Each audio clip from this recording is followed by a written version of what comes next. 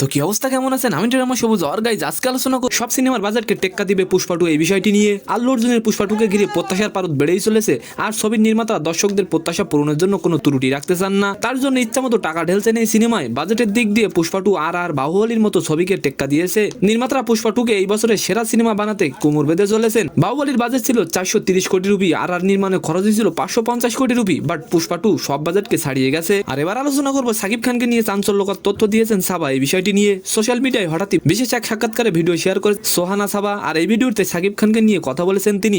ভিডিওটি সাকিব খান সম্পর্কে জানতে চাওয়া হলে তিনি বলেন, বর্তমানে দেশি কোনো নায়িকার সাথে তাকে কাজ করতে দেখা